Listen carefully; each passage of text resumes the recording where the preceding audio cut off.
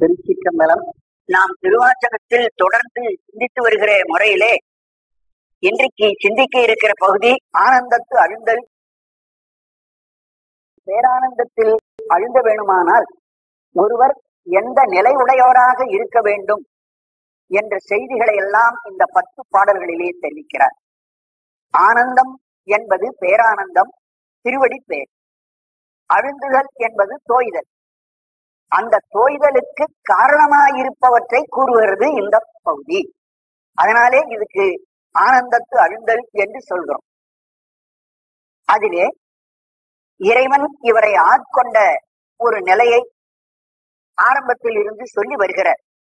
புணர்ப்பதொக்க எந்த என்னை ஆண்டு பூண நோக்கினாய், புணர்ப்பதன்றிதென்ற போது நின்னோடென்னோடென்னிதாம், புணர்ப்பதாக அன்றிதாக அன்பு நின்கழற்கனே, புணர்ப்பதாக அங்கனாள புங்கமான போகமே, அங்கனாள புங்கமான போகமே. இது இறைவனை விழித்து அழைக்கிறார். அங்கனாள மிக்க இரக்கத்தை உடையவனே. அங்கன் என்பது தாட்சண்யம், பெரிய தாட்சண்யம், இரக்கத்தை உடையவனாகிய பெருமானே. புங்கமான போகமே. புங்கம் என்பது உயர்வு, உயர்வாய் இருக்கிற போகம், இன்பத்தை தருகிறவனே. அப்படி இன்பத்தை தருகிறவனாக இருக்கிற அந்த பரமேஸ்வரன் திருப்பெருந்துறையுள் மாணிக்க வாசகரை குருநாதராக வந்து ஆட்கொண்டார். ஆட்கொள்ளும் போது என்ன கருத்தோடு ஆட்கொண்டார் என்பதை தெரிவிக்கிறார். புணர்ப்பதொக்க எந்தை என்னை ஆண்டு, என்னை ஆண்டு கொள்கிறாய். எதற்காக? புணர்ப்பது ஒட்ட. புணர்ப்பது என்றால் தன்னை வந்து அடைவதுன்னு அர்த்தம், சேருவது. எது சேர வேண்டும்? அந்த பேரானந்தம். பேரானந்தம் என்னை வந்து அடைய வேண்டும் என்ற கருத்துக்காக எந்தை எனது தந்தையாய் இருக்கிற பெருமானே என்னை ஆண்டு, என்னை நீ திருப்பெருந்துறையிலே ஆண்டு கொண்டாய். பூண நோக்கினாய். அதன் பிறகு தன்னிடத்திலே அன்பு பூணும்படியாகவும் என்னை கருணை நோக்கம் செய்தார். என்னிடத்திலே நீ அன்பு செய் என்று சொன்னாய். மோட்சம் அடைய வேண்டும், அதற்காக இறைவன் ஆட்கொள்ள வந்தார். ஆட்கொண்டு விட்டு ஒரு வழி சொல்லி கொடுத்தார். இறைவனிடத்திலே நீ அன்பு வை, அன்பு வைத்தால் பேரானந்தம் கிடைக்கும். அதுதான் ஒரு வழி. ஆனந்தத்தழுந்தல் என்ற தலைப்புக்கு ஆனந்தத்திலே அழுந்துவதற்கு உரிய வழி என்று நாம் முதல்ல விளக்கம் பார்த்தோம். அதுல வழி என்ன? அன்பு மூண வேண்டும் என்பது. அதை தெரிவிக்கிறார். புணர்ப்பது ஒக்க, ஆனந்தத்திலே சேர்வதற்கு பொருத்தமாக எந்தை எம்பெருமானே என்னை ஆண்டு, என்னை முதல் படியாக வந்து நீ குருநாதனாக இருந்து என்னை சீடனாக ஆட்கொண்டு விட்டார்.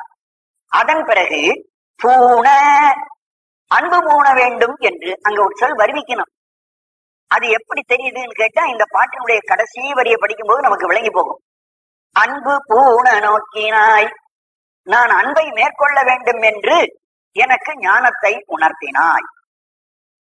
ஆனால் 2-3 நாட்களுக்கு பிறகு இறைவன் என்ன செய்கிறார்? மறைந்து விடுகிறார். அப்போது இவருக்கு இன்னும் போகம் கிடைக்கவில்லை, பேரானந்தம் மாணிக்கவாசருக்கு கிடைக்கவில்லை. எனக்கு பேரானந்தம் கிடைக்க வேண்டும் என்று வழி சொல்லி பேரானந்தத்தை வாங்கி கொடுக்காமலேயே இப்படி பாதியில் நீ போய்விட்டீரே என்று அடுத்த 2வது வரியிலே பேசுகிறார். புணர்ப்பதன்று இது என்ற போது, இது உனக்கு இப்பொழுது புணர்ப்பது அன்று, இந்த பேரானந்தம் இப்பொழுது உனக்கு கிடைக்காது. இன்னும் கொஞ்ச நாள் இந்த உலகத்திலே நீ இருக்க வேண்டும், சிதம்பரத்துக்கு நீ வா என்று சொல்லிட்டு போயிட்டார் இறைவன். அதுதான் புணர்ப்பது அன்று இது. இது இப்பொழுதாகிய அந்த பேரானந்தம் புணர்ப்பதன்று உனக்கு உடனடியாக கிடைக்கக்கூடிய அவ்வளவு சுலபமான பொருள் அல்ல என்பதாக என்ற போது என்று நீ எனக்கு அருளி செய்த காலத்தில் நின்னோடு என்னோடு என்னிதான், நீர் குருநாதன் நான் சிஷ்யன், நம்ம 2 பேருக்கு நடுவில் என்ன லாபம் இருக்கும்? நீ குருநாதா வந்தா நான் சிஷ்யனா இருந்தேன்னா உடனே எனக்கு பேரின்மை வாங்கி கொடுத்தா நீ குருநாதா நான் சிஷ்யன். சரி, இப்ப உனக்கு கிடைக்காதுன்னு சொல்லிட்டு அப்புறம் நீ என்ன குருநாதா நான் என்ன சிஷ்யன்?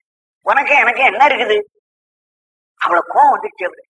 எனக்கு இவ்வளவு காலகாலம் ஆகி போச்சு. எத்தனை வருஷம் கழிச்சு பாடுறாருன்னா, அவருக்கு 24வது வயதுல இறைவன் வந்து அருட்கணம் செஞ்சிருக்காரு. அதுக்கப்புறம் ஒரு 8 வருஷம் கழிச்சு 6 வருஷம் கழிச்சு 30வது வயசுல இந்த பாடல் பாடிக்கிட்டு இருக்காரு. 32வது வயதுல தான் அவருக்கு கிடைக்க போகுது, ஆனந்தம் கிடைக்க போகுது. ஆனந்தம் கிடைக்கிறது ஒரு 2 ஆண்டுகளுக்கு முன்னேதான் இந்த திருச்சதகம் பாடுறார். எனக்கு இன்னும் கிடைக்கலையே. அப்போ என்ன சொல்லிட்டு போனேன்? நீ சிதம்பரத்துக்கு வான்னு சொன்னேன். சிதம்பரத்துக்கு வந்து இன்னும் கிடைக்கலையே. அப்போ நீ சொன்னது என்ன? புணர்ப்பதன்று இது, இது உனக்கு அவ்வளவு சுலபமா கிடைக்கக்கூடியது அல்ல என்று நீ இப்படி உரைத்திருக்கிறதுனாலே, நின்னோடு என்னோடு என்னிதான், உனக்கும் எனக்கும் என்ன உறவு இருக்கிறது? புணர்ப்பதாக அன்றிதாக. அப்புறம் ஒரு முடிக்கு வந்துட்டார். எனக்கு பேரானந்தம் கிடைச்சாலும் சரி, கிடைக்காது போனாலும் போகட்டும், ஆனா எனக்கா நீ ஒரே ஒரு உதவி செய் என்று இறைவனிடத்திலே குருநாதரிடத்திலே கேட்கிறார். புணர்ப்பதாக, அந்த பேரிந்தம் கிடைத்தாலும் கிடைக்கட்டும், அன்றிதாக கிடைக்காமலே போனாலும் போகட்டும். பேரானந்தம் கிடைக்காலும் கிடைக்காம போனாலும் அன்பு நின் கலர்கனே புணர்ப்பதாக, உன் திருவடிக்கண் எனக்கு அன்பு உண்டாவதாக, உண்டாவதற்கு நீ அருள் செய். எனக்கு அனுக்கிரகம் செய்த போது, என்னை ஆட்கொண்ட போது, உனக்கு மோட்சம் கிடைப்பதற்காக ஆட்கொள்ளுகிறேன் என்று சொன்னார். பூன நோக்கினாய், பூண்டு இதை மேற்கொள் என்று சொன்னாய். அந்த மேற்கொள்ள சொன்ன அந்த அன்பையாவது எனக்கு உண்டு பண்ணி கொடு என்று இங்கே கேட்கிற. அன்பு நின் கலர்கனே புணர்ப்பதாக, உன் திருவடியின் கண்ணே எனக்கு அன்பு சேருவதாக உண்டாகட்டும் என்று முடிக்கிறார். அங்கனால புங்கமாக போகமே, அது முன்னே எடுத்து உரை சொல்லிட்டோம். அங்கனால இரக்கத்தை உடையவனே, புங்கம் மேலான, போகமே இப்ப வடிவாக இருக்கிற இறைவனே. புங்கம் என்றதற்கு உயர்வுன்னு அர்த்தம். ஆகவே இறைவனை அடைவதற்கு ஆனந்தத்து அழுந்த வேண்டுமானால் முதலிலே இறைவனிடத்தில் அன்பு வைக்க வேண்டும் என்று சொல்லுகிற ஒரு கோட்பாட்டை இந்த பாடலாலே நமக்கு தெரிய வைக்கிறார். 2வது பாட்டுல படிப்படியா ஒவ்வொன்றிலையும் அந்த பேரானந்தம் கிடைப்பதற்குரிய வழி ஒரு அடியாருக்கு எப்படி வர வேண்டும் என்பதை விளக்குறார். போகம் வேண்டி வேண்டிலேன் புரந்தராதி இன்பமும் ஏகனின் கழற்கணைய கிழற்கின் கிழக்கழியினாதிலேன் எம்பிரான் ஆகம் விண்டு கம்பம் வந்து குஞ்சி அஞ்சலிக்கணி ஆக என்கை கண்கள் தாரை ஆறதாக ஐயனே. போகம் வேண்டி வேண்டிலேன், எனக்கு இன்பம் வர வேண்டும் என்பதற்காக உன்னிடத்தில் நான் வந்து கேட்கவில்லை. புரந்தராதி இன்பமும் வேண்டிலேன், புரந்தராதி இன்பம், புரந்தரன் இந்திரன், புரந்தராதி இந்திரன் முதலியவர்கள் இருக்கிற பதங்கள், இந்திரன் முதலிய இமயவர பதங்களும் என்று பரிமையாளர்கள் ரயில் எழுதுவார். இந்திர பதவி ஒரு சுகம், அதுக்கு மேல பிரம்ம பதவி அதை விட ரொம்ப சுகம், பிரம்ம பதவிக்கு மேல வைகுண்ட பதவி அதை விட ரொம்ப உயர்ந்த சுகம். அந்த சுகங்களை எல்லாம் நாம் விரும்பி ஒன்றுக்கு நான் வரவில்லை. இந்திர பதவியோ அல்லது அதுக்கு மேல் இருக்கிற சத்தியலோக பதவியோ வைகுண்ட பதவியோ கேட்டு நான் வரவில்லை என்று சொல்கிறார். இதற்கு முன்னே கூட சொல்லி இருக்கிறார், எனக்கு தேவர் இந்த இந்திரனுடைய சுகமெல்லாம் எனக்கு தேவையில்லை. கொள்ளேன் புரந்தரன் மாலயன் வாழ்வு, மால் அயன் வாழ்வு, இந்திரன் வாழ்வெல்லாம் நான் ஏற்க மாட்டேன் என்று முன்னே சொல்லியிருக்காரு. அதே தான் இந்த கருத்து இங்கே வருது. போகம் வேண்டி வேண்டிலேன் புரந்தராதி இன்பமும் ஏக, ஒருவனே. ஏக என்பது ஒருவனே. ஏகன்னா போகன்னு கூட ஒரு அர்த்தம் உண்டு, ஆனா அது அர்த்தம் இங்க எடுக்கப்படாது. எடுத்துக்க வேண்டியது ஏகன்னா ஒரே கடவுளே, ஒருவனே. நின் கடல் இணையதா இணை அலாது இலேன், நின் கடல் இணை, உன் திருவடி இரண்டு திருவடிகள், அலாது அல்லாமல், இலேன் நான் வேறொரு துணை உடையேன் அல்லேன். உன் திருவடிதான் எனக்கு முக்கியம். ஆகவே எனக்கு புரந்தராதி இன்பம் தேவையில்லை. இப்ப நான் எதை எதிர்பார்க்கிறேன்? உன் திருவடியை எதிர்பார்க்கிறேன். திருவடி என்பது எது? பேரானந்தம். அதான் ஆனந்தத்து அழுந்தல். அந்த திருவடியில் சேர்வதைத்தான் இந்த தலைப்பிலே ஆனந்த தழுத்தல் என்று நான் பார்த்தேன். திருவடி ஒன்று, திருவடியாகிய போகத்தை விரும்புகிறேனே தவிர புரந்தராதியரது போகம் எனக்கு தேவையில்லை. ஏக நின் கடல் இணையலாதியிலேன் எம்பிரான் எமக்கு பெருமானே. பிரான் என்ற வார்த்தை பெருமான் என்பதனுடைய சுருக்கம். பெரு என்பது பிரா என்று மாறுகிறது. அது மறு என்று இலக்கணத்திலே சொல்வார். பெருமான் என்பது பிரான், கண்ண பெருமான், கண்ண பிரான். இது பல இடங்கள்ல வரும் இது மாதிரி வார்த்தை. எம்பிரான். அதுக்கு பிறகு எனக்கு என்ன வேண்டும்? எனக்கு அன்பு வேண்டும். முதல் பாட்டுல சொன்னேன். அன்பு எனக்கு இருக்குதுங்கிறத வெளியில காட்டுவதற்கு சில அடையாளம் இருக்கு. அந்த அடையாளங்கள் எல்லாம் எனக்கு வேண்டும்னு கேட்கிறார். ஆகம் விண்டு கம்பம் வந்து குஞ்சி அஞ்சலிக்கணே ஆக என் கையே கண்கள் தாரையாரதாக ஐயனே. ஐயனே பெருமானே. ஆகம் விண்டு என்னுடைய உடம்பு பிளக்க வேண்டும். கம்பம் வந்து என் உடம்பிலே நடுக்கம் வர வேண்டும். குஞ்சி தலையிடத்திலே அஞ்சலிக்கனே ஆக என் கை. என் கை குஞ்சி அஞ்சலிக்கன் ஆக என் கை தலைக்கு மேலே கை குவித்து நிற்கட்டும். கண்கள் தாரை ஆறது ஆக என் கண்களில் இருந்து வழிகிற தண்ணீர், அந்த தாரை கண்ணீர் ஒழுக்கு ஆறு மாதிரி ஒழுகணும். இதே எனக்கு அனுக்கிரகிச்சு. அப்ப அன்பு உண்டாகும்.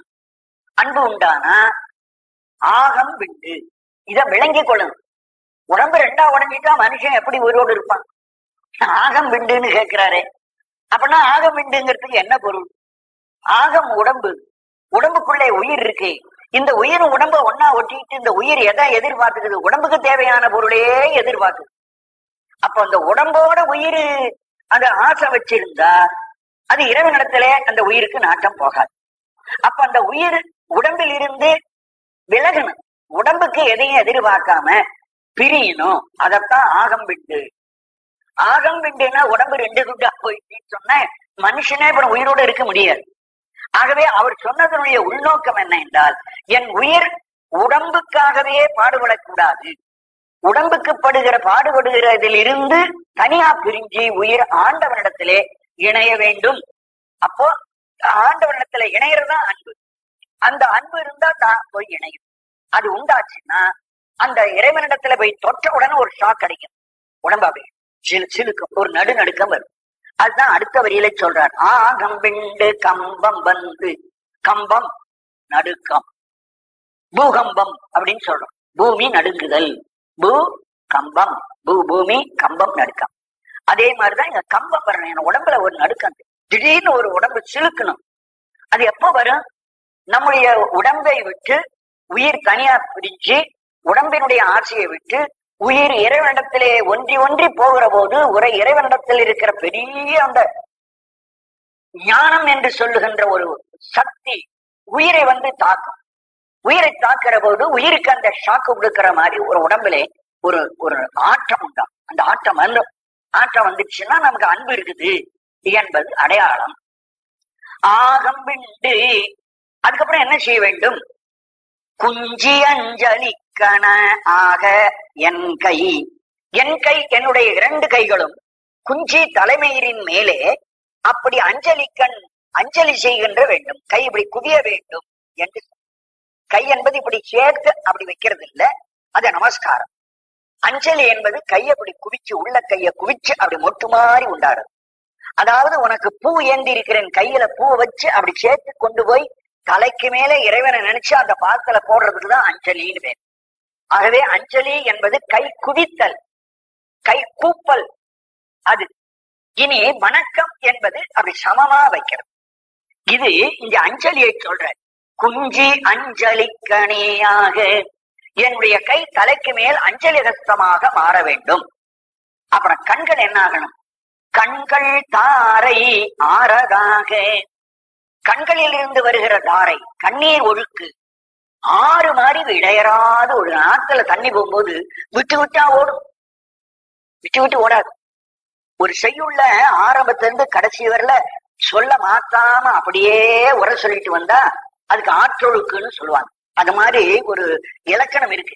சில சமயங்கள்ல சொற்களை முன்னும் பின்னும் மாத்தணும். அப்படி மாத்தினா அது கொண்டு கூட்டுன்னு பேரு, மொழி மாற்று.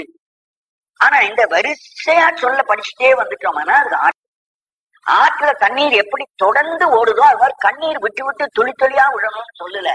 அது துளி துளியா விழாம தொடர்ந்து அப்படியே நீண்டு ஒழுகிக்கொண்டே இருக்க வேணும் என்று அவர் கேட்கிறார். கண்கள் தாரை, கண்களில் இருந்து வருகிற நீர் அது ஆறதாக ஆற்றொழுக்கு போல இடையறாது ஒழுகட்டும். ஆறுனா ஆத்துல எவ்வளவு பெரிய வெள்ளம் வருதோ அது போல தண்ணி அப்படியே கொட்டிட்டே இருக்கணும்னு அர்த்தம் இல்லை. அப்படியானா நிக்கிற இடம்லாம் வெள்ளமா விடும். அப்படி ஆறு மாதிரி தண்ணி வர முடியாது கண்ணிலிருந்து. ஆறுன்னு சொல்றாருன்னா அதுக்கு பொருள் நாம நினைச்சு பார்க்கணும். இல்லாட்டி வெளியில இருக்கிறவங்க என்ன பொருத்தம் இல்லாம இருக்கிற கண்ணுல தண்ணி ஆறு மாதிரி ஒடியாருன்னா எங்கேண்டு தண்ணி பிரவாகமா வர முடியும்? ஆறு என்பது ஆற்றொழுக்கு, இடையறாமை. அந்த யாகத்துல நெய் ஊத்துகிற போது அந்த நெய் ஒரு சொட்டு சொட்டா விழக்கூடாது. ஒரு கம்பி மாதிரி அப்படி நேரம் அந்த யாகத்துல விழுந்துகிட்டே தொடர்ந்து வந்து விழ வேண்டும். அது வசோத்தாரா யாகம் என்று சொல்வார். அது மாதிரி செய்யற யாகம் ரொம்ப உயர்ந்தது. அதுபோல கண்ணில் இருந்து கண்ணீர் அப்படி தொடர்ந்து வர வேண்டும் என்பது. இதெல்லாம் அந்த ஆனந்தத்தை அழுகுதலுக்கு வழிகள். இதெல்லாம் ஒரு மனிதனுக்கு ஏற்பட்டால் பிறகுதான் இறைவனுடைய திருவடியை ஒருவன் பெற முடியும், ஆனந்தத்திலே அழுந்த முடியும். ஐயனென்னதல்லதில்லை மற்றொரு பற்று வஞ்சனேன், பொய் கலந்ததல்லதில்லை பொய்யனேனன் எம்பிரான், மை கலந்த கண்ணி பங்கே வந்து நின் கழக்கணே, மெய் கலந்த அன்பரன்பன் அன்பெனக்கும் ஆக வேண்டுமே. ஐயே தலைவனே, எனக்கெல்லாம் எஜமானனாய் இருக்கிற பெருமானே. இறைவன் தலைவன், நாமெல்லாம் அவனுக்கு அடிமை. அதனால ஐயனே, எனக்கு நீ எஜமானனாய் இருக்கிற பெருமானே, நின் அல்லதில்லை, உன்னை தவிர எனக்கு வேறு உதவி கிடையாது. நீ எப்போ எனக்கு எஜமானனோ அப்படியானா என்ன காப்பாற்ற வேண்டியது நீ. உன்னை தவிர என்னை காப்பாத்துறதுக்கு வேறொரு ஆள் கிடையாது, வேறொரு ஆள் இந்த உலகத்தில் இல்லை. நின் அல்லது, உன்னை அல்லாமல் வேறொரு பொருள் இல்லை. மற்றொரு பற்று இல்லை, நின்னல்லது மற்றொரு பற்று இல்லை. அப்படி கொண்டு கூட்டிக்கணும்.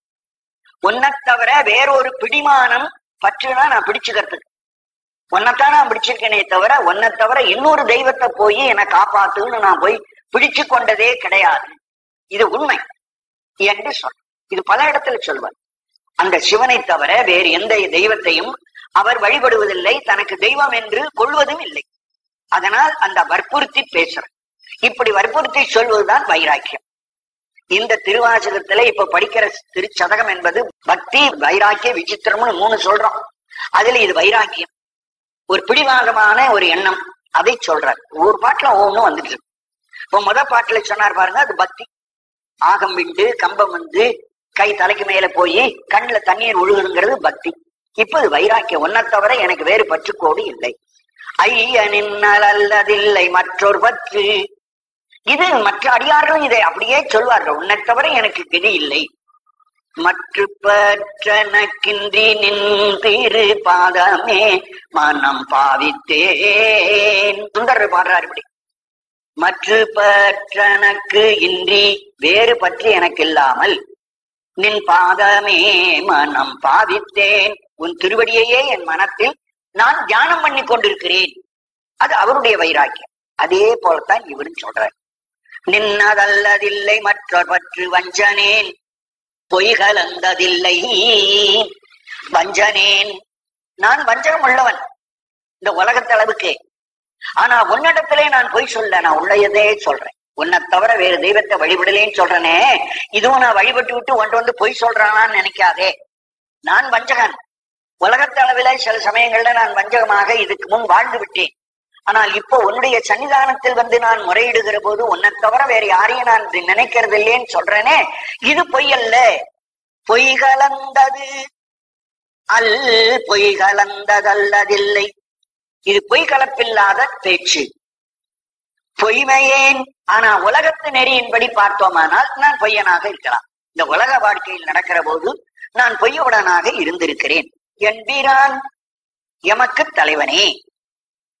மை கலந்த கண்ணி பங்கு, கண்ணி, கண்ணை உடையவள் உமாதேவியை சொல்றார்.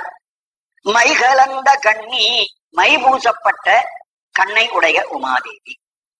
மை கலந்த கண்ணி இப்படி வர சொன்னோம்னா உமாதேவி கூட கண்ணுக்கு மை பூசுறாளா?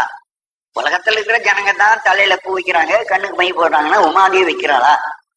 அதனால மை பூசப்பட்டன்னு அர்த்தம் சொல்லக்கூடாது. அப்ப மை கலந்தங்கிறதுக்கு வேற அர்த்தம் சொல்லு. மையின்னா மேகம், மேகத்தை ஒத்த கண். மேகம் எப்படி கருணையோடு இந்த உலகத்துல மழை பொழிஞ்சு எல்லா மக்களையும் காப்பாற்றுதோ அதுபோல கருணையினாலே காப்பாற்றுகிறவள் அவள்.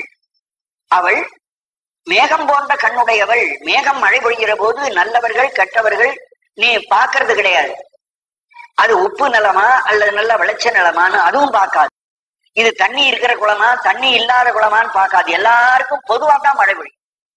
அந்த மேகம் தன்னுடைய மழையை உலகத்தில் இருக்கிற அத்துணை பேருக்கும் பொதுவாகவே பொழியும். அது போல இந்த பரமேஸ்வரியும் தன் தாட்சண்யத்தை எல்லாருக்கும் செய்கிறாள். நல்லவர்கள் பொல்லாதவர்கள் எல்லாரையுமே காப்பாத்துறார். சில பேர் கேட்பாங்க, என்னையா நான் தினம் சாமி கும்பிட்டு இருக்கேன், என்ன சாமி சோதிக்குது? அவன் கோயிலுக்கே போறதில்ல, அவன் மட்டும் ரொம்ப சௌக்கியமா வச்சிருக்கான், இந்த சாமி அவனை எப்படியா காப்பாத்துறார்? அவன் எல்லாரையும் தான் காப்பாற்ற வேண்டிய கடமை. கடவுள் நல்லவனையும் கெட்டவனையும் பொதுவாக ரட்சிக்கிறார். ஆனா இவனை ஏன் கோயிலுக்கு போறவனை துன்பப்பட வைக்கிறாருன்னா அதுக்கு வேற காரணம் இவன் சிந்திச்சு பார்க்கணும். இவன் போன ஜென்மத்துல பாவம் செஞ்சிருக்கிறான், புண்ணியம் செஞ்சிருக்கிறான். பாவம் கொஞ்சம் தான் செஞ்சிருக்கிறான், புண்ணியம் நிறைய இருக்கு. இவன் போய் கோயிலுக்கு போன உடனே அந்த புண்ணியத்தை எடுத்து அவன் கையில கொடுத்து நீ சௌக்கியமா வாழ்னு கொடுத்துட்டா பாவம் தங்கி போகும். மறுபடியும் அடுத்த பிறவி எடுத்து இன்னொரு பிறவியில போய் இந்த பாவத்தை அனுபவிக்கிறதுக்கு அவன் பிறவி எடுக்கும். முதல்லயே அந்த கொஞ்சமா இருக்கிற பாவத்தை அனுபவிச்சு விட்டுட்டானா அப்புறம் இவனுக்கு சுகத்தை சௌக்கியமா கடைசியே வரல சௌக்கியத்தையே கொடுக்கலாம். அப்படிங்கிறதுக்காகத்தான் சுவாமி என்ன பண்றார், முதல்ல துக்கத்தை கொடுக்கிறார். முதல்ல போகிறவனை அவனுக்கு ஏன் துக்கத்தை கொடுக்கிறார் என்றால் அவனுடைய முதல்ல கடன் கடியும். பணம் இருக்கு நமக்கு, ஆனா கடனை வச்சுக்கிட்டு பணத்தையும் வச்சுக்கிட்டு இருக்கிறதுனால பெருமை இல்லை. கடனை முதல்ல தீர்த்தும். அதனால பாவத்தை முதல்ல தீர்க்கணும், அடியார்களுடைய பாவத்தை முதல்ல ஒழிச்சு புண்ணியத்துக்கு சுகத்தை கொடுக்கணும். அப்படிங்கிறதுக்காக அவர் முதல்ல இந்த துக்கங்களை முதல்ல அவர்களுக்கு அளிக்கிறார், அப்புறம் சுகத்தை கொடுக்கிறார். இதுதான் நம்முடைய வாழ்க்கையிலே நாம் தெரிஞ்சு கொள்ள வேண்டும். அதுக்கத்தான் மை கலந்த கண்ணி, மேகத்தை போல பாரபட்சம் இல்லாமல் எல்லாருக்குமே ஒரு தன்மையாக நடந்து கொள்ளுகின்ற கண்ணை உடைய பரமேஸ்வரி. இதுதான் கடவுளுடைய முக்கியமான இலக்கணம். நாம் தெரிஞ்சுக்கணும். சில பேர் என்ன சொல்றார்கள், நீ புண்ணியம் செஞ்சா மற்ற மதத்துல நீ புண்ணியம் செய்யி இப்பவே பாவ மன்னிப்ப கேட்டு வாங்கிக்கோ, இல்லைன்னா உனக்கு கடைசி வரலாம் நரகத்துல போட்டுருவார், நரகத்துல உன்னை காப்பாற்றவே மாட்டார், கடைசி வரல விட்டுருவார். புண்ணியத்தை செஞ்சா மோட்சத்துக்கு போகலாம், கடைசி வரல மோட்சத்தை இருக்கலாம் அப்படின்னு கிறிஸ்துவர் சொல்றார். சரி, புண்ணியம் செஞ்சவன் மோட்சத்துக்கு போயிட்டான், கடைசி வரலாம் பாட்டுக்கு இன்பத்தை அனுப்பிச்சிட்டு இருக்கான். நரகத்துக்கு போனவனுக்கு ஈடேற்றமே இல்லையா? அப்படித்தானே அவங்க மதத்தினுடைய கொள்கை. ஆனா நம்முடைய மதம் அப்படி சொல்லலையே. இந்து மதத்துல என்ன சொல்லுது, அவன் பாவம் செஞ்சுட்டா பாவம் இருக்கிற வரல அந்த நரகத்துல இருக்கணும். பாவம் செஞ்சவனா மறுபடியும் அவனுக்கு புண்ணியத்தை செய்ய ஒரு வாய்ப்பு கொடுக்கிறார். புண்ணியம் செய்த மோட்சம் தான் கடைசி குறிக்கோள். இறைவனுக்கு எல்லா உயிருக்கும் கொடுக்க வேண்டிய முக்கிய குறிக்கோள் மோட்சம். இது இந்து தர்மம் சொல்றது. இந்து தர்மம் எல்லா மக்களுக்கும் மோட்சம் கொடுப்பதே அவருடைய குறிக்கோளாக இருக்கிறது. ஆனா மற்ற மதங்கள்ல நான் எதை செஞ்சோமோ செஞ்சதுக்குள்ள பலனை கொடுத்தா அப்படியே விட்டுறது, அப்புறம் அவங்கள பத்தி காப்பாற்றதே கிடையாது. ஆனா இவர் மை கலந்த கண்ணி, பாரபட்சம் இல்லாமல் எல்லாரையுமே காப்பாத்தி கொண்டு இருக்கிறவள் என்று பேச. பாவ மன்னிப்பு கேட்டுக்கோங்கிறான். பாவ மன்னிப்பு கேட்டுவிடு, கேட்டுவிட்டா அப்புறம் அந்த பாவம் இருக்காது அப்படின்னு முன்னே செஞ்ச பாவத்துக்கு கைது கேட்கிறாங்க. நீ அடுத்த தடவை செய்யாம இருக்கணும் என்று சொல்றார்கள். ஆனா நம்முடைய இறைவன் என்ன பண்றாருன்னா, பாவ மன்னிப்பு என்பது அவன் நமக்கு கேட்டாலும் கொடுக்கிறான், கேட்காமலும் கொடுக்கிறான். நாம் நம்முடைய கடமையை கர்மயோகத்தின்படி கர்மாவை சரியா செஞ்சுக்கிட்டு இருந்தோமானா தானாவே அந்த பாவங்களை கழிச்சுக்க வேண்டிய கணக்கு அவன் வரவு செலவு கணக்கு அவன் வேலை. நான் போய் என் கணக்குல நீ கடனை கழின்னு அவனுக்கு கேட்க வேண்டியது இல்லை. நாம் செய்ய வேண்டிய கடமை செஞ்சுட்டா அந்த கடனை தானா அவன் ரத்து பண்ணி கொடுத்துடுறான். அதுதான் நம்முடைய முக்கிய நோக்கம். அதனால்தான் இறைவன் என்ன பண்றோம், பாரபட்சம் இல்ல, அவன் கணக்கு எழுதுறது அவன் வேலை. என்னம்பர் ஈசன் எழுதி வைக்கிறான். அவர் தொழுது தூமலர் தூவி துதித்து நின்று அழுது காமுற்று அரற்றுகின்றாரையும் பொழுது போக்கி புறக்கணிப்பாரையும் எழுதும் கீழ்கணக்கு என்னம்பர் ஈசனே. பொழுதுபோக்கி புறக்கணவரையும் ஒரு லிஸ்ட் போட்டு எழுதுகிறான். அழுது காமுற்று அரட்டுகின்றாரை பூ தூவி வழிபடுகின்றாரை வேறொரு லிஸ்ட்ல எழுதி வச்சுடுறான். அப்புறம் அவங்களுடைய கணக்கு வரவு செலவுல என்ன வருது, வரவு வருதா, செலவு வருதா, புண்ணியம் வருதா, பா வருதான்னு எழுதிட்டே வந்து அப்புறம் கணக்கை ரத்தி பண்ணிக்கிறதுக்கு அவன் வச்சுக்கிறான். கணக்கு நாம் வச்சுக்க வேண்டியது இல்லை, அவங்ககிட்ட இருக்குது அப்படின்னு நம்முடைய அடியார்கள் சொல்லி இருக்கிறார். ஆகவே இறைவனுடைய தன்மை இதுதான் நமக்கு முக்கியமாக. அதுக்குத்தான் அந்த அம்மைக்கு ஒரு பெயர், என்ன பெயர் சொல்லப்படுகிறதுன்னா, காசியில் இருக்கக்கூடிய அம்மனுக்கு விசாலாட்சி என்று பெயர். விசாலம் என்றால் பரந்தது, பரந்த கண் பார்வை, பரவலானது, எல்லார் மேலும் செல்லக்கூடிய பார்வை. கண்ணு பெருசா இருக்கும் என்று அர்த்தம் சொல்வார்கள். தடம் கண்ணி அல்லது விசாலமான கண்ணினா பெரிய கண். ஒரு கண்ணு பெருசா ஒரு கண்ணு சின்னதா இருந்தா பாக்குறவங்களே விகாரமா இருக்குன்னு சொல்லுவாங்களே தவிர அழகுன்னு சொல்ல மாட்டாரு. ஆனா அந்த கண்ணுக்கு என்ன அழகு? இரக்கம் காட்டுது. தடம் என்பது தாட்சண்யம், விஷாலம், பரந்த நோக்கு, எல்லாரையும் ஒருபடியா பார்க்கக்கூடிய நோக்கு உள்ளது என்பதுதான் அதுக்கு பொருள். அது வடநாட்டுல போனவர்களுக்கு நல்லா தெரியும். வடநாட்டுல இருக்கிற சில ஸ்தலங்களுக்கு பெயர் வச்சுக்கிறாங்க. பத்ரி என்பது ஒரு ஊரின் பெயர். அதுல விஷால் பத்ரி அப்படின்னு ஒண்ணு இருக்கு. பெரிய அகலமான ரொம்ப பரந்துபட்ட இடத்தை உடைய பத்ரிநாத். இளந்த மரம் உள்ள இடம் பத்ரி. ஒரு 4 மரம் உள்ள சின்ன இடமா இருந்தா அதுவும் பத்ரி தான். ஆனா இமயமலை மேலையில அந்த பத்ரிநாதர் இருக்கிற இடம் மிக பரந்துபட்ட இடம். அதான விஷால் பத்ரி அப்படின்னு பேர். விஷால்னா பரந்த, எங்கும் வியாபித்திருக்கும்படியான என்பது போன்ற பொருள். அந்த பொருளைத்தான் இங்க மைகலந்த கண்ணின்னு கொண்டு வரார். மேகத்தை ஒத்த விஷாலமான பரந்துபட்ட நோக்கத்தை உடைய கண்ணையுடைய உமாதேவியா அவளுடைய கணவனாச்ச நீ. உனக்கும் அந்த நிலை இருக்கணுமே. உன் மனைவிக்கு இருக்கிற தாட்சண்யம், பரந்துபட்ட இருக்கிற நோக்கம் உனக்கும் உண்டு. வந்து நின் கழற்கனே மேகலந்த அன்பர் என்பனக்கும் ஆக வேண்டுமே. அன்பு எனக்கும் ஆக வேண்டும், அன்பு எனக்கும் உண்டாக வேண்டும். என்ன அன்பு? இதற்கு முன் உள்ள அடியார்கள் உன்னிடத்துல வந்து என்ன அன்பை பெற்று கொண்டிருக்கிறார்களோ அந்த அன்பு எனக்கு வேண்டும். முதல்ல அன்பு வேண்டும்னு கேட்டார். இப்ப என்ன சொல்றார்? அடியார்கள் இடத்துல வச்சிருக்கிற அன்பு போல உள்ள அன்பு எனக்கு வேண்டும். பாட்டுல அன்பு நின் கழற்கனே புணர்ப்பதாக, உன் திருவடியில் எனக்கு அன்பு உண்டாகட்டும் என்று மட்டும் கேட்டார். அந்த அன்பு என்ன என்பது இங்க விளக்கமா சொல்ற. நின் கழற்கனே, உன் திருவடியின் கண்ணே, மெய்கலந்த அன்பர், மெய்யடியார்கள், மெய்கலந்த அன்பர். அடியார்கள்லேயே 2 தரத்தவர்கள். அவர்கள் போலியாக வேடமிட்டுக் கொண்டு வெளிப்போர்வையிலே அன்பராக நடிச்சு உள்ளத்திலே அன்பில்லாதிருக்கிறவர்கள் பொய்யடியார். வெளியிலும் அன்பு உள்ளிலும் அன்பு உடையவராயிருந்தால் அவர் உண்மையான அன்புடையவர். அதான் மெய்கலந்த அன்பர். அந்த உண்மை அடியார்கள் இருக்கிறார்களே அந்த அன்பர்கள், அதான் பொய்யடிமை இல்லாத புலவர் என்று மாணிக்கவாசு இது நம்ம சுந்தரமூர்த்தி சுவாமிகள். மெய்கலந்த அன்பர், அன்பு எனக்குமாக வேண்டும். அந்த அன்பர்களிடத்திலே என்ன அன்பு இருக்கிறதோ அதே மாதிரியான அன்பு எனக்கும் உண்டாக வேண்டும். இதுவும் இந்த ஆனந்தத்து அழுந்துதலுக்கு வழி. ஆனந்தத்தை அழுந்துதலுக்கு வழி அன்பு வேண்டும். அந்த அன்பானது அன்பர்களுடைய அன்பு போல இருக்க வேண்டும் என்று கேட்கிறார். வேண்டும் நின் கழற்கண் அன்பு. இந்த பாட்டு வேண்டு நின் கழற்கண் அன்பு அப்படி இருக்கு. ஆனா படிக்கும் போது வேண்டும் என்று மகன ஒற்று சேர்த்து படிக்க அவர் போட்டிருந்தா ரொம்ப நல்லது. அப்படி புத்தகத்தை அச்சடிக்கணுங்கிறதா என்னுடைய ஆசை. இந்த பழைய முறையில் அச்சடிக்கிறதுனால படிக்கிறவர்களுக்கு பொருள். நின் கழற்கண் அன்பு வேண்டும், உன் திருவடியின் கண்ணே எனக்கு அன்பு உண்டாக வேண்டும். அது முதல்ல கேட்டதே தான் மறுபடியும் இந்த பாட்டிலையும் கேட்கிறேன். பொய்மை தீர்ந்து மெய்மையே, பொய்மை தீர்ந்து மெய்மையே அன்பு வேண்டும் என்று நான் படுகிற கஷ்டத்தை பார்த்து நீ வந்து எனக்கு அருள் செய்ய வேண்டும். ஆவ என்பது இரக்க குறிப்பு. பூண்டு கொண்டு அடியனேனும் போற்றி போற்றி என்றும் என்றும் மாண்டு மாண்டு வந்து வந்து மன்னனின் வணங்கவே.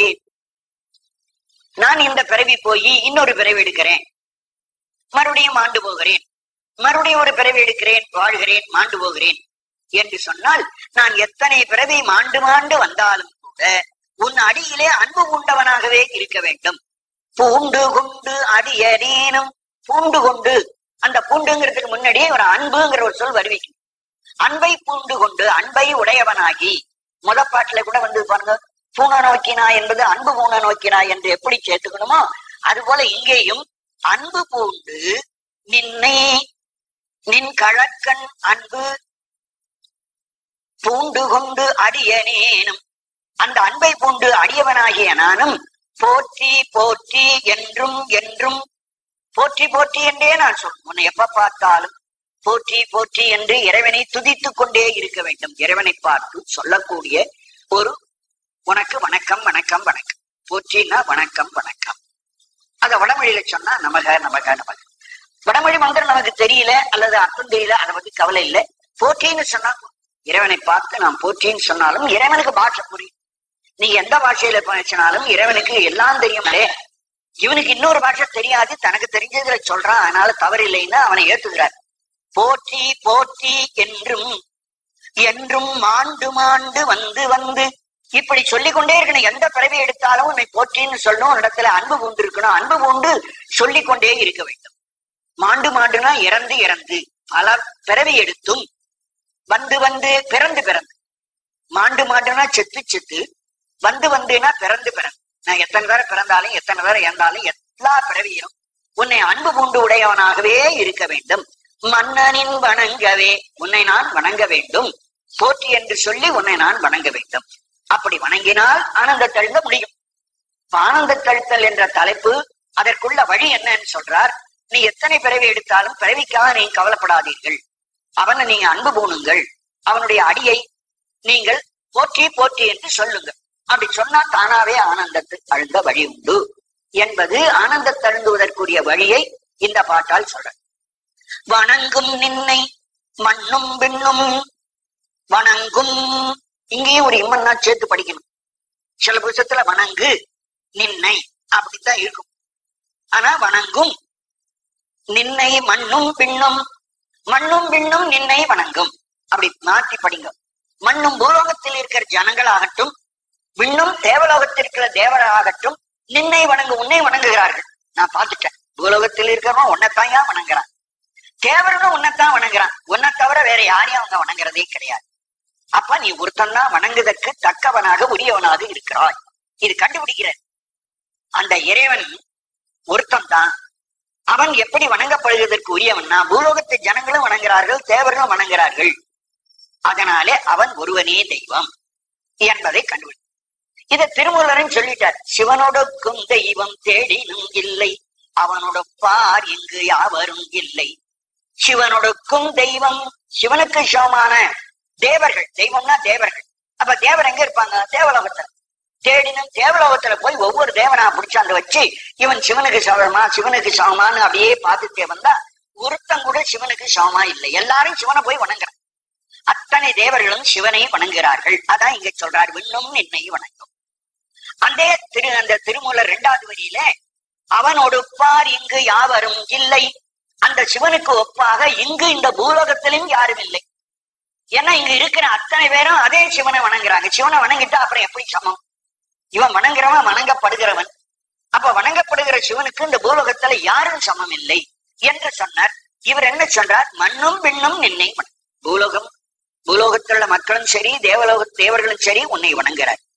அது மட்டும் இல்ல, வேத 4 கோலமிட்டு உணங்கும்.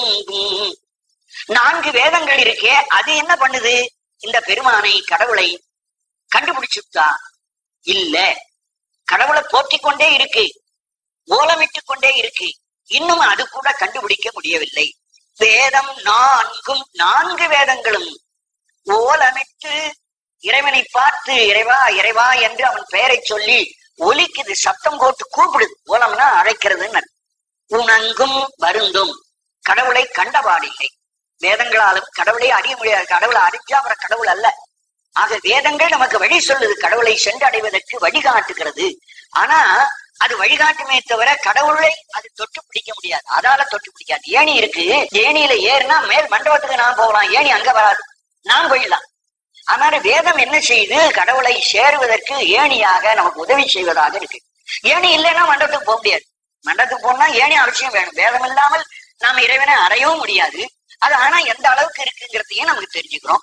அதுக்காக சொல்ற, வேத 4 கோலமிட்டு உணங்கும் நின்னை எய்தலுற்று.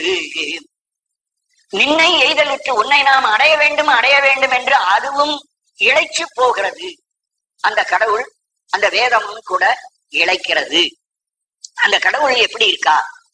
கடவுள் மலையா, மண்ணா, விண்ணா, நீரா அப்படின்னு கேட்டா நேதி நேதி நேதி. மண் அல்ல, பூமி அல்ல, நிலம் அல்ல, நீர் அல்ல, இதெல்லாம் தாண்டினவன் கடவுள் அப்படின்னு சொல்லுவதை தவிர அவன் யாருன்னு சொல்ல தெரியல. அந்த வேதம் என்ன பண்ணுது? மண்ணல்ல, நீரல்ல, மலையல்ல, பூதம் அல்லன்னு சொல்ல முடியுதே தவிர இதுக்கு அப்பாற்பட்டவன் சொல்ல முடியுதே தவிர அப்பாற்பட்டவனாக இருக்கிறவனை யார் என்று சொல்ல முடியல. அதுக்கு என்ன சொல்லு? கடைசியில ஒரே ஒரு வாரம் பிரம்மம் என்று மட்டும். அந்த பிரம்மத்தை புரிஞ்சுக்கிறதும் நம்ம கஷ்டமா இருக்கு. ஏன்னா அது ஒரு ஞான சுரூபம். அந்த ஞானமானது அளவில் அடங்காத ஒரு பெரிய அறிவு. நம்மகிட்ட இருக்கிற அறிவு சின்ன அறிவு. சின்ன அறிவுனாலே பெரிய அறிவை தெரிஞ்சு கொள்ள முடியாது. சின்ன அறிவு பெரிய அறிவிட்ட போகும்போது மழுங்கி விடும். ஒரு பெரிய சூரியனுக்கு முன்ன ஒரு சிமிழியை வச்சு கொளுத்தி வச்சா சிமிழ் பிரகாசம் தெரியுமோ? சூரிய மொழி தான் தெரியும்.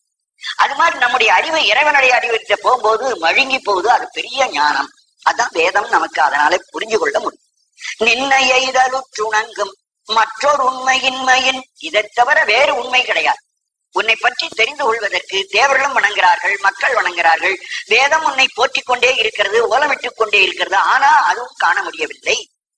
ஆகவே மற்றொரு உண்மையின்மை, உன்னை தவிர வேறொரு உள்ளதாம் கடவுள் இல்லை. உண்மைனா இன்னொரு கடவுள் உள்ளது என்பது கிடையாது. பரமேஸ்வரனை தவிர வேறு ஈஸ்வரன் இல்லை.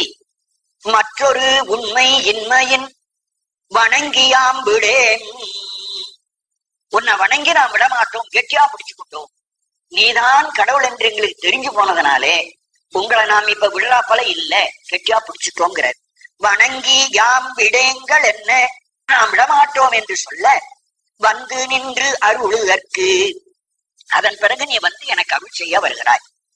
இணங்கு கொங்கை மங்கை பங்க, மார்பகத்தை உடைய உமாதேவியோடு ஒரு பங்கிலே விளங்குகின்ற பெருமானே, என்கொலோ நினைப்பதே, எனக்கு உதவி செய்வதற்கு நீ என்ன நினைக்கிறேன்? வந்து நின்று அருளுதற்கு, எனக்கு நீ அருள் செய்ய வேண்டும்.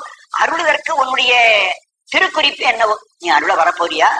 இல்ல அருளாமலே இன்னும் கொஞ்ச நாள் இந்த உலகத்துல கடன்னு என சொல்லிட்டியா? உன் நினைப்பதே என்கொள், உன்னுடைய நினைப்பு, உன் திருக்குறிப்பு எது என்ன? இவருக்கு உபதேசமான போது 24 வயசுன்னு முன்னே சொன்னேன். அதுக்கு பிறகு இவருக்கு சிதம்பரத்துக்கு போய் சேர்ந்து விட்டார். 30 வயசு ஆகி போச்சு. இப்போ இன்னும் இறைவன் வந்து அவருக்கு பேரென்பம் கொடுக்கல. இன்னும் எனக்கு எப்ப நீ கொடுக்க போற? அருளுதற்கு உன் நினைப்பு இருக்கா இல்லையா? உன் நினைப்பு தான் என்ன, உன் திருக்குறிப்பு என்ன என்று கேட்கிற. தான் ஆனந்தத்தை அருந்த வேண்டும், அந்த பேரின்பம் பெற வேண்டும் என்பதற்காக எனக்கு இன்னும் பேரின்பம் கிடைக்கவில்லையே, எல்லாரும் உன்னை வணங்குகிறார்கள், அதனால் உன்னைத்தான் நான் வணங்குறேன், உன்னை தவிர வேறு கடவுள் இல்லை, எனக்கு நீ என்னைக்கு வந்து அருளப் போகிறாய் என்று அவர் கேட்கிறார். அடுத்த பாட்டிலே நினைப்பதாக சிந்தை செல்லும் எல்லையே வாக்கினால் தினைத்தனையும் ஆவதில்லை. நினைப்பதாக சிந்தை செல்லும் எல்லையே வாக்கினால் தினைத்தனையும் ஆவதில்லை. சொல்லலாவ கேட்பவே அனைத்துலகுமாய நின்னை ஐம்புலன்கள் காண்கிலாம் எனத்தனைத்து எப்புறத்ததெந்தை பாதம் எய்தவே. நினைப்பதாக சிந்தை செல்லும் எல்லையே வாக்கினால் தினைத்தனையும் ஆவதில்லை. ஆவதில்லை என்ற ஒரு தொடர் இந்த பாட்டுல முக்கியமான ஒரு தொடர். அந்த தொடரை ஒவ்வொன்றையும் போய் சேர்த்து சேர்த்து முடிக்கணும். நினைப்பதாக சிந்தை நினைப்பதாக ஆவதில்லை. என் மனம் உன்னை நினைப்பதாக முடியவில்லை, உன்னை நினைக்க முடியல. நினைச்சா என் நினைப்புக்குள்ள நீ ஆகப்பட மாட்டேங்கிற. சிந்தை நினைப்பதாக ஆவதில்லை. சிந்தை நினைக்கிற நினைப்புக்குள் நீ கட்டுப்படாது போய்விடுகிறாய். ஏன்னா இறைவனை பற்றி முன்னே சொல்லியிருக்கார் சிவபுராணத்துல. மனத்தால் நினைக்க முடியுமா? வாக்கினால் சொல்ல முடியுமா? மாற்றம் மனம் கழிய நின்ற மறையோனே. மாற்றம் பேச்சுக்கும் அதன் பிறகு மனம் மனத்துக்கும் கழிய தாண்டி நிற்கிறவன். தாண்டி இருக்கிறவனே இந்த மனமோ அல்லது வாயில விழுகிற பேச்சோ எப்படி கட்டுப்பிடிச்சு அவனை பிடிக்க முடியும்? பிடிக்க முடியாது. அதை சொல்றார். நினைப்பதாக சிந்தை ஆவதில்லை என்ற என்னுடைய மனம் நினைப்பதனாலே உன்னை சாதிக்க முடியவில்லை. சரி, செல்லும் எல்லையேய வாக்கினால் அல்லது என்னுடைய வாக்கு இருக்கிறதே பேச்சு, என் சென்று கொண்டே இருக்கிற எல்லை எவ்வளவு தூரம் செல்ல முடியுமோ அந்த என்னுடைய வாக்கினாலே உன்னை சொல்லி பார்க்கலாம் என்று வாக்கினால் சொல்ல போனால் திணைத்தனையும் ஆவதில்லை. நான் சொன்னது உன்னுடைய பேர எல்லைக்கு ஒரு திணை அளவு கூட நான் சொல்லி முடிக்கல. நீ அவ்வளவு பெரியவனா இருக்கிற, நான் என் வாய் ஓயிற அளவுக்கு உன்னை பத்தி சொல்லி பார்த்தேன். எவ்வளவு சொல்லி இருக்கிறேன்னு உனக்கு கணக்கெடுத்தா உன் இருக்கிற நிலைக்கு நான் சொன்னது ஒரு திணை அளவு கூட சமமாகல. உன்னுடைய பெருமையில நாம் ஒரு திணை அளவு கூட இன்னும் உனக்கு வெளியில சொல்ல முடியல. அப்ப இறைவனை பத்தி நாம் சொல்லுவதெல்லாம் கிஞ்சித் கொஞ்சம் தான் சொல்ல முடியும், முழுக்க அவனை பத்தி சொல்ல முடியாது. அவன் எல்லாத்தையும் தாண்டியவன் என்பதை இங்க விளக்கிறார். வாக்கினால் திணைத்தனையும் திணை அளவு கூட சொல்ல முடிவதில்லை, சொல்லலாவ ஆவதில்லை, கேட்பதே ஆவதில்லை. நான் சொல்லவும் முடியாது, இன்னொருத்தர் சொல்லி நான் கேட்கவும் முடியாது. அந்த இறைவன் பெருமை முழுவதையும் என்னாலும் சொல்ல முடியாது. உனக்கு வேணா இருக்கட்டும், ஒரு பெரிய படிப்பாளியால சொல்ல முடியாதான்னா அவனால சொல்லி என்னாலும் கேட்க முடியாது. அவன் சொல்லியும் கேட்க முடியாது, நானும் சொல்ல முடியாது. ஏன்னா அவன் அகப்படாதவன். இறைவன் அகப்படாதவன் ஆகலினாலே சொல்லவும் முடியாது, கேட்கவும் முடியாதுன்னு முடிச்சுட்டார். அனைத்துலகும் ஆய நின்னை, நீ எப்படி இருக்கிறாய்? அனைத்துலகும் ஆய, எல்லா உலகமாகவும் நீ இருக்கிறாய். அனைத்து உலகம்னா இப்போ நாம் இருக்கிற பூலோகம், இதற்கு மேலே ஒரு 6 அடுக்கு இருக்குது. அந்த 6 நாம் இருக்கிற பூலோகம் சேர்ந்ததா மேலோகம் 7ன்னு சொல்லுவோம். இந்த பூமிக்கு கீழே ஒரு 7 உலகம் இருக்கு. அது கீழ் உலகம் 7, மேல் உலகம் 7. அப்ப 7 7 14 உலகத்தை தான் இங்க அனைத்து உலகம். எல்லா உலகம் என்பது 14 உலகங்களையும் கணக்கு போட்டு சொல்ற. அனைத்துலகும் ஆய நின்னை, 14 உலகத்திலும் நீ இருக்கிறாய். நீ இல்லாத இடம் இல்லை, மேல் உலகத்திலும் இருக்கிற, கீழ் உலகத்திலும் இருக்கிற. நீயா பாவம் செய்த ஆத்மாக்களைத்தான் கீழ் உலகத்துல போட்டுடுவான், அங்க போய் இந்த உயிர்கள்லாம் கஷ்டப்படும் சொல்றது. அந்த பாதாள உலகத்துல போய் நீ இறைவனும் இருக்கிறான்னு சொல்றீங்களே, அப்ப அவனும் கஷ்டப்படுறானா அங்க போய்? அப்படின்னா இல்ல. அவன் ஏன் அங்க போய் இருக்கிறான் என்று கேட்டா, இறைவன் எல்லா இடத்திலும் இருக்கிற ஆன்மாவை அங்கங்க போய் காப்பாத்தி ஆகணும். மேலோகத்துல சுகத்தை அனுபவிக்கிறானா சுகத்தை கொடுத்து கொண்டே இருக்கணும். அங்க கீழ் உலகத்துல ஒருத்தன் பாவத்தை அனுபவிக்கிறான்னா அனுபவிக்கிறதுக்கு மேல அதிகமா போயிடக்கூடாது. அவனுக்கு எது எல்லையோ அந்த அளவு வரையில அவன் எது தாங்க முடியுமோ அது. அவனுக்கு பாவம் நிறைய இருந்தாலும் அந்த பாவத்தை அவன் தாங்கக்கூடிய அளவுக்கு தான் இறைவன் அந்த தண்டனையை கொடுக்குறான். தாங்க முடியலன்னா தண்டனையை நிறுத்தி வச்சு அப்புறம் வசூல் பண்ணிக்குவோம், கடனை இருக்கிற அளவுக்கு போறோம் வசூல் பண்ணிக்குவோம்னு அங்க இருந்து அவனுக்கு கடனை வசூல் பண்ண வரார். ஆக பாதாள லோகத்துக்கும் போறார், மேல் உலகத்துக்கும் போறார். ஆனா உயிர் பாதாள லோகத்திலும் கஷ்டப்படும், ஆண்டவன் பாதாள லோகத்திலும் கஷ்டப்பட மாட்டான். இத வைணவ ஆச்சாரியார் ரொம்ப அழகா சொல்றாரு. வைணவத்துல திருவாய்மொழின்னு ஒரு 1000 பாட்டு உள்ள ஒரு பெரிய பகுதி நம்மாழ்வார் பாடினது. அதுக்கு பெரியமாச்சான் பிள்ளை, இந்த திருப்பந்தாளுக்கு பக்கத்துல சேங்கனூர்னு கிராமம், சேங்கனூர்ல பிறந்தவர் தான் பெரியவாச்சான் பிள்ளை. அதாவது இன்னைக்கு 800 வருஷத்துக்கு முன்ன 12ஆம் நூற்றாண்டுல இருந்தார். அவர் உரை எழுதினார். அவர் உரைக்கு சமம் இன்னைக்கு ஆள் கிடையாது, வேற யாரும் அப்புறம் உரை எழுதல. அவ்வளவு அழகான உரை எழுதுறார். அதுல வருகிற பாட்டுல ஒண்ணு சொல்றார், இந்த இறைவன் மேலுலகத்துக்கு போறான் கீழ் உலகத்துக்கு போறாங்கிறீங்களே, நரகத்துல போறாங்கிறது எப்படியான்னு கேட்டார். ஒரு சிறைச்சாலையிலே சிறை அதிகாரியும் இருக்கிறான், ஒரு கைதியும் இருக்கிறான், 2 பேரும் சிறைச்சாலையில் இருக்கிறது போல அப்படின்னு எழுதிட்டார். ஒரு சிறைச்சாலைக்குள்ளே கைதி தண்டனையை அனுபவிக்க வேணும்னு அவன் கிடக்கிறான். அவனை மேற்பார்வை பார்க்கிறா சிறையினுடைய அதிகாரியும் அதே அறைக்குள்ள போய் பூந்துகிறார். 2 பேரும் சிறைச்சாலையில் இருக்கிற போது 2 பேரும் கைதியா? 2 பேரும் தண்டனைக்குரியவரானா கிடையாது. ஒருத்தன் தான் தண்டனை அனுபவிக்க போறான், ஒருத்தன் மேம்பார்வை பார்க்க போறான். அதே போலத்தான் கடவுள் நரகத்துக்கு போறான்னு சொன்னா அங்க கைதியாக அல்ல, துன்பத்தை அனுபவிக்கவல்ல, அந்த கைதிக்கு கொடுக்க வேண்டிய தண்டனை சரியானபடி கொடுக்கப்படுகிறதா என்பதை மேற்பார்வை பார்க்க அதிகாரி போவது போல அந்த கைதியை, அந்த நரகத்தில் இருக்கிறவனை அளவு பார்க்க போகிறார் அப்படின்னு அவர் விளக்கம் சொல்றார். இது மாதிரி பெரியவங்க சொல்ற உரைய பார்க்கிற போதுதான் இதுக்கெல்லாம் விளக்கமாகுது. 14 உலகத்துல இருக்கிறான்னு சொல்லிட்டோமே, ஆனா 14 உலகத்துல கீழ் உலகத்துல எப்படி அவன் போக முடியும் என்று ஒரு கேள்வி கேட்டுட்டா அதுக்கு பதில் தான் அனைத்துலகும் ஆய நின்னை, எல்லா உலகத்திலும் பொருந்தி இருக்கிற உன்னை ஐம்புலன்கள் காண்கலாம். நான் கண்ணை கொண்டு இந்த கடவுள் இந்த உலகத்தில் இருக்கார், மண்ணில் இருக்கார், மரத்தில் இருக்காருன்னு எல்லாரும் தேவாரத்துல பாடுறாங்க, திருவாசகத்துல சொல்றாங்களே, இந்த தூண்ல இருக்காரா துரும்பில் இருக்காரா நான் போய் பார்த்தா என் கண்ணுக்கு தெரிய மாட்டேங்குது. நான் போய் பாக்குறேன் கடவுள் எங்காவது இருக்காரா நான் பார்த்துக்கிட்டே வர்றேன், எனக்கு தெரியலையே. மாணிக்கவாசகர் சொல்றார். அனைத்துலகுமாய நின்னை, எல்லா உலகமாக இருக்கிற உன்னை ஐம்புலன்கள் காண்கிலா, என்னுடைய 5 புலன்களும் அறிந்து கொள்ள முடியவில்லை. கண்ணு பார்க்கலா, காது கேட்க மாட்டேங்குது, சத்தம் போட்டினா காது கேட்க மாட்டேங்குது. நீ அங்க இருக்கிறாய், ஒரு ருசி என்னன்னு நாக்கால அந்த தொட்டு பார்த்தா எனக்கு ருசி தெரிய மாட்டேங்குது. நீ எங்க எப்படி இருக்கேன்னு என்னால் கண்டுபிடிக்க முடியலையே. 5 புலன்களாலும் என்னை அறிந்து கொள்ள முடியவில்லை என்று சொல்ற. ஏன்னா அந்த இறைவன் 5 புலன்களால் அறியப்படாத, 5 புலனுக்கு அப்பாற்பட்டவன். அவனை ஞானத்தால் அன்றி இந்த சாமான்யமான கருவிகளினாலே கண்டுபிடிக்க முடியாது. உடம்புல இருக்கிற கருவி சாமான்யம், சாதாரணமானவை, ரொம்ப எளிமையானவை. இந்த எளிய கருவியினாலே ஆண்டவனை கண்டுபிடி. அறிவு நமக்கு இருக்குது பாருங்க, நமக்கே ஞானம் இருக்கு. ஞானத்தாலே தான் கடவுளை பற்றி நாம் தெரிந்து கொள்ள முடியும்.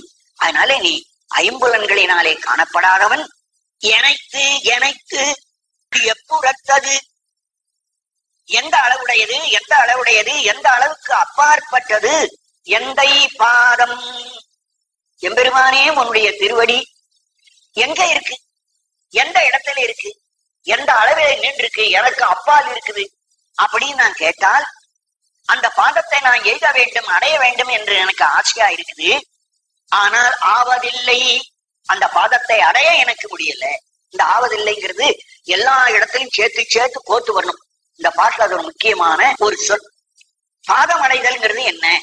நீ சொன்ன பாதம்னா ஆனந்தம், ஆனந்தத்தை அடைதல். திருவடி என்பது பேரானந்தத்தை சேருவது.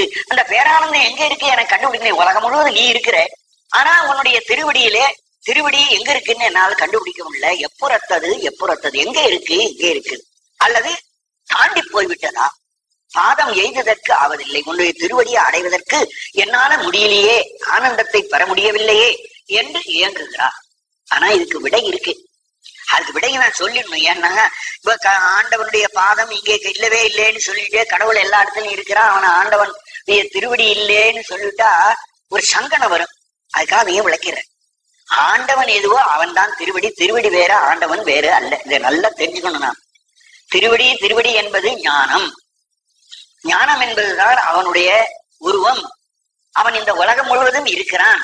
ஆனா இருக்கிறத நான் தெரிஞ்சு கொள்ளாம இருக்க, தெரியாமை நம்முடைய குற்றமே தவிர அவனுடைய குற்றம் அல்ல. விறகில் தீகினன் பாலில் படு நெய் போல் பறைய நின்றுடன் மாமணி சோரியான். விறகை எடுத்து மேலெங்கிலும் புரட்டி புரட்டி பார்த்தா கோடாலியால உடைஞ்சு தூள் தூள ஆக்கினால் நெருப்ப பார்க்க முடியுமோ? ஆனா அதே விறகை எடுத்து அடுப்புல வச்சு மூட்டி விட்டா அந்த விறகுல இருந்து நெருப்பு வர்றத பார்க்க முடியும். ஆக விறகுல நெருப்பு இல்லைன்னு சொல்ல முடியுமோ?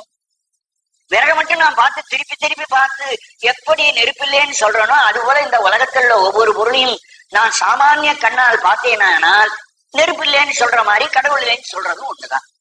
ஆனா புத்திசாலியா இருக்கிறவன் நேரா விறகை எடுத்து அடுப்புல வச்சு தீய மூட்டி விட்டான்னா நெருப்பு வரலாம், நெருப்பா அவன் பாக்குறான். அதுபோல புத்திசாலி தன்னுடைய ஞானத்தினாலே அந்த கடவுள் ஒவ்வொரு பொருளையும் ஆராய்ந்து ஆராய்ந்து பார்த்தா இதுதான் கடவுள், இதுதான் கடவுள் என்பதை அவன் புரிந்து கொள்ள முடியும். அப்ப கடவுளை புரிந்தால் அந்த பேரின்பம் அவனுக்கு கிடைக்கும். ஆகவே வெளியில போய் நீ ஆராய்ச்சி பண்ணாதே, உன் ஆராய்ச்சியை உடம்புக்குள்ளேயே பண்ணு. இதான் சித்தர்கள் சொல்லி கொடுத்தார். நம்முடைய உடம்பு என்பது இது பிண்டம். உடம்புக்கு வெளியில இருக்கிற அத்தனையும் அண்டம். அண்டம் என்ற இந்த உலகத்துல கடவுள் எப்படி இருக்கிறானோ அதே மாதிரி நம்ம உடம்புக்குள்ளாகிய பிண்டத்திலும் கடவுள் இருக்கிறான். ஆக வெளியில போய் கடவுளை தேட வேண்டாம், நம்ம உடம்புக்குள்ளேயே கடவுளை தேடுங்கள். அப்ப தேடினால் கடவுளை கண்டுபிடிக்கலாம். சுலபம், வெளியில போய் கஷ்டப்பட வேண்டாம். ரொம்ப பறந்துபட்ட இடத்துல தேடுறதை விட குறுகலான சின்ன இடத்துல இந்த இடத்துக்குள்ளதான் கடவுள் நாம் காண அடிச்ச பொருள் கிடக்குது தேடி பார்ப்போம்னா சுலபமா கண்டுபிடிச்சிடும். அதே மாதிரி நம்முடைய உடம்புக்குள்ள எங்க இருக்கிறான்னா அப்ப மூலாதாரம், சுவாதிஷ்டானம், இந்த ஒவ்வொரு அங்கமா அந்தந்த ஆதாரங்களா ஏறி புருவ மத்தியில கொண்டு வந்து நம்முடைய அந்த உயிரை கொண்டு போய் சேர்த்து அங்கே தியானம் பண்ணா அப்ப அப்படியே ஆனந்தமாக ஒழுகிறது. அந்த ஆனந்த ஒழுக்குத்தான் அவனுடைய திருவடியினுடைய பேரின்பம். அந்த பேரின்பத்தை கொஞ்சம் நமக்கு அப்ப கொடுக்குறான். இந்த உடம்புக்குள்ளேயே புருவ மத்தியிலே அந்த திருவடியை போய் அடைந்து நாம அனுபவிக்க வேண்டிய இன்பம் முன்கூட்டியே நமக்கு புருவ மத்தியிலே யோகத்துல அனுபவிக்கிறவங்களுக்கு கொடுக்குறான். அப்ப எப்புறத்தது வெளியே இருக்குன்னா போயிட்டே இருக்க வேண்டியதான், கண்டுபிடிக்க முடியாது. உள்ளே வந்துட்டோமானா அந்த புருவ மத்தியில அந்த திருவடியினுடைய பேரின்பத்தை நாம் யோக மார்க்கத்தினாலே தெரிந்து அனுபவித்துக் கொள்ளலாம். அது சாப்பிள். அதே பேரின்பமும் முடிவு கட்டக்கூடாது. அது கொஞ்சம் நமக்கு சொட்ட விட்டு கொடுக்குறான். அப்புறம் இந்த உடம்பும் நீத்து 6 ஆதாரத்துக்கு மேல கபாலத்தை வெடிக்க வச்சு அதுக்கு மேல போயிடணும். அப்ப வெளியில போகிற காலத்துல தான் மீதானம் என்ற 7வது இடத்துல போய் நிரதிசய இன்பம், இடையாவது இருக்கிற பேரின்பத்தை பெற முடியும் என்று யோக மார்க்கத்தில் சொல்லி இருக்கிறார்கள். எய்தலாவதென்று நின்னை எம்பிரான் இவ்வாஞ்சனேற்கு உய்தலாவதுங்க நன்றி மற்றொரு உண்மையின்மையின் பைதலாவதென்று பாதுகாத்திரங்கு பாவியேற்கு ஈதலாது நின்கணொன்றும் வண்ணமில்லை ஈசனே. எய்தலாவதென்றும் எய்தலாவது என்றும் நின்னை, உன்னை என்னால் பெற முடியும். எய்தலாவதுன்னா எட்டி பிடிக்கக்கூடியது, உன்னை பெறக்கூடிய ஒரு பொருள். அவன் பெறக்கூடிய பொருளா இருக்கிறதுனால்தான் நம்ம பக்குவமாக்கி நமக்கு அழைக்கிறான், நம்ம கொண்டு போய் வச்சு நம்ம கொடுக்க போறான். ஆனா நாம அது கிடைக்கலையேன்னு சொல்லி கொண்டு இங்கேயே இருக்க பார்க்கணும். மாணிக்கவாசகர் சொல்ற மாதிரி நாமும் சொல்லிட்டே இருக்கோம். எய்தலாவது அது கிடைக்கக்கூடியது என்று நின்னை எம்பிரான் வஞ்சனேற்கு உய்தலாவது, நின்னை உன்னை எடுத்துக்கொண்டு வந்தாய், இது கிடைக்கக்கூடிய பொருள்தாப்பா, திருவடியை நீ அனுபவிக்கலாம் என்று குருநாதராக எழுந்தருளி வந்து எம்பிரானாகி எஜமானனாகி குருநாதராகி இவ்வஞ்சனேற்கு வஞ்சத்தன்மை உடையவனாகிய எனக்கும் கூட உய்தலாவது நான் கரையேறுவதற்கான ஒரு வழிகாட்டினாய், அதாவது என்னை ஆட்கொண்டாய். இந்த பேரின்பம் எய்தக்கூடியது கிடைக்கக்கூடியது, உனக்கு நான் அது வழிகாட்டுறேன் என்று குருநாதரா வந்து உய்தலாவது அதிலிருந்து கடை தேற்றுவதற்கு வழியாக இருப்பதை எனக்கு காட்டு. அதுக்கு வழி என்ன? நின்கணன்றி உன்னிடத்தில் தான் இருக்கு. எனக்கு வழிகாட்ட வேண்டிய வழியும் நின்கணன்றி உன்னிடத்தில் அல்லாமல் மற்றொரு உண்மையின்மையின் வேறொரு தேவரிடத்தில் வேறொரு பொருளிடத்தில் இல்லை. இறைவனே உன்னிடத்தில் தான் அது இருக்கிறதை தவிர வேற எந்த தெய்வமும் எனக்கு பேரின்பத்தை கொடுக்க முடியாது. பைதலாவதென்று இப்படி நான் இருக்க இன்னும் நான் அந்த பேரின்பத்தை பெற முடியாமல் இந்த உலகத்திலே துக்கப்படுறேனே, துக்கப்படுற என்ன நீ வந்து கீழே இறங்கி அப்பா உனக்கு என்ன கஷ்டம் என்று என்னை விசாரிக்க வேண்டாமா? பைதல் ஆவது, பைதல்லாம் துன்பம், துன்பமாவது உனக்கு என்ன, உனக்கு என்னப்பா கஷ்டம் வந்துடுது என்று அந்த இறைவன் வந்து தன்னை கேட்கலேங்கிற. பைதலாவது என்று உனக்கு என்ன துன்பம் என்று என்னிடத்திலே விசாரித்து பாதுகாத்து இறங்கு, என்னை கொஞ்சம் காப்பாற்றி எனக்காக கொஞ்சம் மனசு இறங்கப்படுப்பா. பாவியேற்கு நான் பாவம் செய்திருக்கலாம், அந்த பாவத்துக்காக இன்னுமா என்னை இந்த உலகத்திலே நீ வாழ வைக்கிறார் என்று கேட்கிறேன். ஏன்னா மாணிக்கவாசகரை ஏன் காலம் கடத்துறாருங்கிறதுக்கு முன்னே நான் ஒரு காரணம் சொல்லியிருக்கேன். இன்னும் கொஞ்சம் ஏதோ ஊழ்வினை இருக்கிறது, அந்த ஊழ்வினையை நுகர்ந்து கழித்தால் தான் மோட்சம் போக முடியும், அதற்காக இறைவன் வச்சிருக்கிறார். அது மட்டுமல்ல, இன்னொரு முக்கியமான காரணம், அவர் பெரிய ஞானி, ஞானியினாலே உலகத்துக்கு ஒரு பொருள் கிடைக்கணும். இந்த திருவாசகம் மாதிரி பல பாடல்கள் கிடைக்கும்.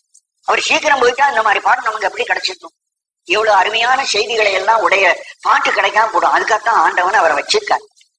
இத திருமூலர் தான் சொல்லுவார், என்னை எதுக்காக உலகத்துல படைச்சான், இறைவன் என்னை எதுக்காக படைச்சான், என்னை நன்றாக இறைவன் படைத்தனன் தன்னை நன்றாக தமிழ் செய்யுமாறு. என்னை எதுக்காக அந்த உலகத்துல படைச்சான்னா அவனை பத்தி பாட்டு பாடுறதுக்காக தான் படைச்சான், அவரு சொல்லி கொடுத்தாரு. அதேதான் இவங்களுக்கும். இவங்களை எதுக்காக மாணிக்கவாசகரை படைச்சிருக்காருன்னா அந்த இறைவனை பத்தி நாம் தெரிஞ்சு கொள்வதற்கு இந்த பாட்டை பாடி கொடுங்கிறதுக்காக இவரை இது மாதிரி உலகத்துல கொஞ்ச நாள் இருன்னு சொல்லிட்டு போயிருக்கார். பைதலாவதென்று பாதுகாத்து இறங்கு பாவியேற்கு ஈதலாது நின்கண் ஒன்றும் வண்ணமில்லை. இறைவனே ஈதலாது இந்த ஒன்றுதான் உன்னிடத்துல கேட்கிறேன், எனக்கு அன்பு வேண்டும் என்று கேட்கிறேன். இதை ஒன்றை தவிர நின்கண் ஒன்றும் வண்ணமில்லை. உன்னிடத்துல எனக்கு எந்த பொருளும் தேவையில்லை, வேறு எதுவும் நான் உன்னிடத்துல கேட்கவில்லை, எனக்கு எதுவும் வேண்டாம், உன்னிடத்துல அன்பு மட்டும் வேண்டும். இதைத்தான் காரைக்காலம் யாரும் கேட்டான், இரவாத இன்ப அன்பு வேண்டும் என்று அந்த அம்மையாரும் கேட்டிருக்கார். அதேதான் என் ஒன்றும் இல்லை ஈசனே, இறைவனே இதை தவிர வேறொன்றும் நான் கேட்கவில்லை. ஈசனே நீ அல்லது இல்லை இங்கும் அங்கும் என்பதும், ஈசனே நீ அல்லதில்லை இங்கும் அங்கும் என்பதும் பேசினோர் வேதமின்மை பேதையேன் என் எம்பிரான் நீசனேனே ஆண்டு கொண்ட நின்மலா ஓர் நின்னலால் தேசனே ஒரு தேவர் உண்மை சிந்தியாது சிந்தையே.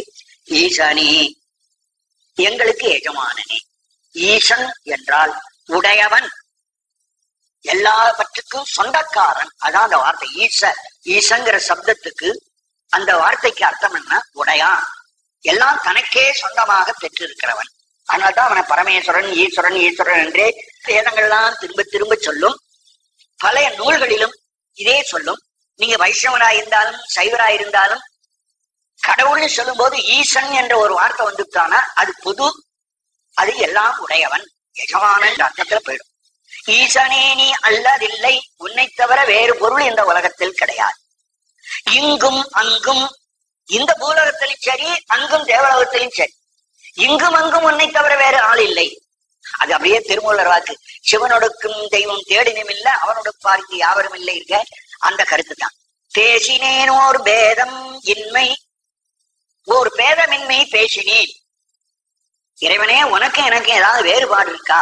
வேறுபாடு இல்லை. பேதம் இன்மை, வேறுபாடின்மையை நான் பேசுகிறேன். நீ பரமாத்மா, நான் ஜீவாத்மா, ரெண்டு பேரும் ஆத்மா. அந்த ஒன்றை தவிர வேற எந்த வேறுபாடும் கிடையாது. உனக்கு எனக்கும் வேறுபாடு நான் பேசவில்லை. நான் உன்னிடத்துல அந்த அளவுக்கு நெருங்கி வந்துட்டேன் அப்படின்னு அர்த்தம். அதாவது இறைவனை தியானம் பண்ற போது தான் என்ற நினைப்பே இல்லாமல் இறைவனை மட்டுமே நினைக்கிறது. அப்பத்தான் அவருக்கும் தனக்கும் பேதமின்மை, வித்தியாசம் இல்லை என்று சொல்லுகிற நிலை. இது ஒரு கடுமையான ஒரு விஷயம். வேதாந்தத்துக்கும் சித்தாந்தத்துக்கும் இங்கதான் தகராறு வந்துடும். வேதாந்தம் என்ன சொல்லும்? கடவுள் தான் உயிர், உயிர் தான் கடவுள். அந்த கடவுள் தான், அதாவது பரமாத்மா தான் இந்த உலகத்திலே ஜீவாத்மாவாக இப்படி ஒரு சாயைகள், ஒரு நிழல் போல ஒவ்வொருத்தருடைய உடம்பிலும் இருக்கிறது என்று வேதாந்தம் சொல்கிறது. ஆனா சித்தாந்தம் என்ன சொல்லும்? அந்த பரமாத்மா என்பவன் எல்லாருக்கும் எஜமானன். இந்த உலகத்தில் இருக்கிற ஜீவாத்மாக்கள் என்பது அவனுக்கு அடிமையை தவிர அந்த ஆண்டவன் அல்ல. ஆண்டவனுக்கு இதெல்லாம் அடிமை. ஆனா இந்த அடிமைக்கு அவன் சுகம் கொடுக்க தயாரா இருக்கிறான். இந்த ஜீவாத்மாக்கள் தன்னுடைய ஜீவன் என்ற நினைவை என்னைக்கு ஒழிக்குதோ அன்னைக்கு சிவமாக மாறுது. சீவன் என்ற சொல்லில் உள்ள சி என்ற நெட்டெழுத்து சி என்று குறையும். அப்ப குறைஞ்சால் சிவன் வார்த்தை மாறி போகும். அப்ப ரெண்டு மாத்திரையா இருக்கிற சீங்கிற எழுத்து சி ஒரு மாத்திரையா குறையணும். அப்போ சீங்கும் போது தன்முனைப்பு இருக்குது. இறைத்தன்மை என்பது பொதுமை அடக்கம். அதோடு உயிர்த்தன்மை என்ற தன்னையே நினைச்சு கொள்ளுகிற ஒரு கர்வம் சேர்ந்தா ரெண்டு மாத்திரை. அந்த ரெண்டு மாத்திரை சேரும்போது ஜீவன் என்ற பெயரை பெறுகிறது. ஆனா சிவன் என்பதுல ஒரே மாத்திரை, அதாவது சிவன் தன்மை மட்டும்தான். அதாவது அடக்க உணர்வு அது மட்டும் இருக்குது. அதுல செருக்கு இல்ல, ஆணவம் இல்ல, அதுல ஒன்றும் இல்ல, அமைதி நிலை. வேதையே எம்பிரான், நான் அறிவில்லாதவன், எனக்கு பெரிய ஞானம் இல்லை, இருந்தாலும் நான் என்னுடைய தற்போதும் இழந்தேன் என்று பேசுகிறேன். நீசனேனை ஆண்டு கொண்ட நிர்மலா, என்னை ஆட்கொள்ளுகிற போது நான் நீசனாக இருந்தேன். நீசன்னா இழிந்தவன். கெட்ட எண்ணங்கள், கெட்ட ஒழுக்கங்கள், தவறுகள் எல்லாம் நிறைந்திருந்த ஒரு ஆத்மாவாக இருந்தேன்.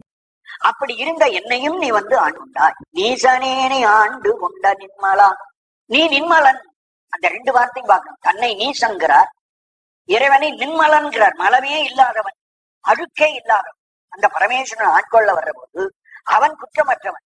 இவர் எப்படி இருக்கார்? சகல குற்றம் செய்தவன். அதனால்தான் நீச்சன், குற்றம் செஞ்சு இழிஞ்சு போன கீழ் ஜாதியாக போனவன் என்று தன்னை குற்றமுடையவனாகவும் இறைவனை குற்றமே இல்லாத நிர்மலனாகவும் வச்சு பேசுவார். நீசனேனை ஆண்டு கொண்ட நிர்மலா, ஓர் நின்னலால் உன்னை தவிர தேசனே ஒளிமயமாக இருக்கிற தேஜஸ் உடைய பெருமானி, ஓர் தேவர் உண்மை சித்தியாதி சிந்தையே, இன்னொரு கடவுளை என் மனம் நினைக்காது. ஓர் தேவர் உண்மை, இன்னொரு தெய்வம் இருக்கிறது என்பதை சிந்தை சிந்தியாது என் மனம் நினைக்காது. வேறொரு கடவுளை நான் நினைக்கவே மாட்டேன், வணங்க மாட்டேன். இதுதான் வைராக்கியம். இது அவருடைய உறுதிப்பாட்டை காட்டுகின்ற ஒரு பகுதி. இந்த மாதிரியான நிலைகள் எல்லாம் அந்த ஆனந்த தழுதலுக்கு வேண்டும் என்று காட்டு. சிந்தை செய்கை கேள்வி வாக்கு சீரிலைம்புலங்களான் முந்தையான காலம் நின்னையை விடாத முக்கனின் வெந்து அயா விழுந்திலேன், என் உள்ளம் வெள்ளி விண்டிலேன், எந்தையாய நின்னை இன்னம் எய்தலுற்றிருப்பனே. சிந்தை செய்கை கேள்வி வாக்கு, சிந்தை மனசால நினைக்கிறது, செய்கை உடம்பாலை செய்கிறது, கேள்வி காதால கேட்கிறது, வாக்கு வாயினாலே பேசும். இப்ப 4 விதம் சொல்லிட்டாரு. ஆகவே இந்த 4 விதமானதல்ல, இன்னொன்னு உண்டு 5. நாக்கினாலே ருச்சி பார்ப்பது. ஆகவே சிந்தை, செய்கை, கேள்வி, வாக்கு இது மாதிரியான மற்ற செயல்கள் எல்லாம் நம்முடைய 5 புலன்கள் செய்கின்றன. சீரில் 5 புலன்களான் 5 புலன் என்னுடைய 5 உணர்வுகளினாலே. புலன் என்றால் உணர்வுகள், அதாவது சுவை, ஒளி, ஊறு, ஓசை, நாக்கு, சப்த, ரச, ரூப, ரச, கந்தம் என்று அதை சம்ஸ்கிருத சொல்வாங்க. தமிழ்ல சுவை, ஒளி, ஊறு, ஓசைம்பாங்க. இந்த 5 விதமான உணர்வுகளினாலும் முந்தையான காலம், நான் இதற்கு முன்னே என்னை ஆட்கொள்வதற்கு முன்னே வாழ்ந்த காலத்திலே நின்னை எய்திடாத மூர்க்கினேன், உன்னை அடையாத பொல்லாதவனாயிருந்தேன். மூர்க்கன் பொல்லாதவனாயிருந்தேன். 5 புலனாலே உலகத்தின் இன்பத்தை அனுபவிச்சேனே தவிர அந்த 5 புலனையும் ஒன்பால் திருப்பவில்லை. மூர்க்கனாக இருந்திருக்கிறேன். ஆகவே இப்பொழுது உன்னை நான் பார்த்தேன், எனக்கு நீ ஆட்கொண்டாய், வழி சொன்னாய், ஆனா என்னை விட்டுட்டு போயிட்ட. விட்டுட்டு போன உடனே நான் என்ன செஞ்சிருக்கணும்? வெந்து அயா விழுந்திலேன், உடனே நெருப்புல போய் விழுந்து அப்படியே வெந்து இந்த உடம்ப நான் சாகடிச்சு கொண்டு இருக்கணும். நான் சாகடிக்கலையே. வெந்து நெருப்பினாலே வேகாடு அடைந்து வீழ்கிலேன், உயிரை விடவில்லை. உள்ளம் வெள்கிலேன், என் மனசிலேயாவது வெட்கப்பட்டேனா? வெட்கம் படைகளேன். விண்டிலேன், உடம்ப விட்டு தனியா பிரிந்தேனா? இன்னும் பிரியவில்லை. எந்தையாய நின்னை, எனக்கு தலைவனாயிருக்கிற பெருமானை இன்னம் எய்தலுற்றிருப்பன், இன்னும் இந்த உலகத்தில் இருந்து கொண்டே இந்த ஆசையை விடாமலேயே உன்னை பெற வேண்டும், உன்னை பெற வேண்டும் என்றே சொல்லிக் கொண்டிருக்கிறேன். ஆகிய என்னுடைய முயற்சி ஒன்று உலகத்தை விட்டுட்டு இறைவனை பிடிக்க போகணும், அல்லது ஒரு வழியா விட்டுட்டு உலக பிரபத்திலேயே இருந்துடணும். இவர் என்ன பண்றாரு? நான் உலகத்திலேயே ஒட்டிக்கிட்டு இருக்கிறேன், ஒன்னையும் நினைக்கிறேன், இப்படி 2 கட்டா நான் இருக்கேன்னு. உன்னை நான் எப்படி அடைய முடியும்? இந்த உலக பிரபத்தி, இந்த இன்பத்தை என்னை விட்டு பிரிக்க வேண்டாமா என்று அவர் வேண்டிக் கொள்கிறார். இருப்பு நெஞ்சம் வஞ்சனேனை ஆண்டு கொண்ட நின்னதாள் கருப்பு மட்டு வாய் மடுத்து எனை கலந்து போகவும் நெருப்பும் உண்டு யானும் உண்டு இருந்ததுண்டு ஆயினும் விருப்பும் உண்டு நின்கண் என்கண் என்பதென்ன விச்சையே. இருப்பு நெஞ்சம், நெஞ்ச வஞ்சனேன், இரும்பு மாதிரி இருக்கிற மனம். என்னுடைய மனம் இரும்பை ஒத்தாது. நீ சொல்லியிருக்க இருக்கு. இரும்பு சூடேற்றப்படாத நிலையில ரொம்ப கெட்டியா இருக்கும். ஆனா அதே இரும்ப உலையில போட்டோம்னா முதல்ல பழுக்கும். நேரம் ஆக ஆக அதுவே இளகி உருக ஆரம்பிக்கும். அது மாதிரி மனசு இறைவனை நெருங்காத காலத்துல கெட்டியா பாறையா இருக்கும். கடவுளை நெருங்க நெருங்க அந்த கடவுளுடைய ஆற்றலாலே சூடேறி இளகி உருகி தண்ணீரா போக முடியும். ஆனா இன்னும் தண்ணீரா போகல. போக வேண்டிய உடம்பு நெஞ்சம் இன்னும் போகாமல் முதல் நிலையாகி இரும்பாவே இன்னும் என் மனம் இருந்து கொண்டிருக்கு என்பதை இங்கே தெரிவிக்கிறார். இரும்பு நெஞ்சு வஞ்சனேனை, இப்படி இரும்பு மாதிரி இருக்கிற நெஞ்சத்தை உடைய வஞ்சகன் பொய் நிலையுடையவனாகிய என்னை ஆண்டு கொண்ட, அப்படிப்பட்ட என்னையும் நீ அடியானாக ஏற்றுக்கொண்டாய். நின்னதாள், அப்போ உன் திருவடி 2ஐயும் என் சிரசின் மேல் வைத்தாய். உன் திருவடி 2ஐயும் தலையில வச்ச உடனே அந்த திருவடியினுடைய ஒரு பவர், ஒரு ஆற்றல் எனக்கு ஒரு ஷாக் மாதிரி இருந்தது. அப்ப எனக்கு எப்படி இருந்தது? எப்படி இனிச்சது? கரும்பு சாறு எவ்வளவு திட்டிக்கும் அது மாதிரி. மட்டு தேன் மாதிரி. கரும்பு வாய் மடுத்து மட்டு வாய் மடுத்து, 2ஐயும் சேர்த்து பிரிச்சு படி. கரும்ப வாயில வச்சா எப்படி இனிக்குமோ, தேனை வாயில விட்டா எப்படி இனிக்குமோ அது. கரும்ப வாயில வச்சா உடனே இனிக்காது. கரும்ப வாயில வச்சு அழுத்தமா மென்னு நசுக்குன அப்புறம் தான் சாறு வரும், தித்துப்பு தெரியும். ஆனா தேனை வாயில விட்ட உடனே திப்பு. அப்போ தேனுக்கும் கரும்புக்கும் ஏன் 2 சொன்னாரா? அபக்குவிகளாக இருக்கிற சாமானியர்களுக்கு இறைவனுடைய சுகம் உடனே கிடைக்காது. பக்குவர்களாக இருக்கிற அடியார்களுக்கு இறைவன் சுகம் உடனே கிட்டும். அப்போ அவங்களுக்கு திட்டிப்பு அதிகமா இருக்கும், மற்றவர்களுக்கு தெரியாது. அந்த அடியார்களானவர்கள் இறைவனை பற்றி யாராவது எங்காவது ஒரு வார்த்தை சொல்லிட்டா போறோம், அவங்க என்ன பண்ணுவார்கள், அப்படியே உருகிடுவாங்க, உடனே உருகுவார்கள்.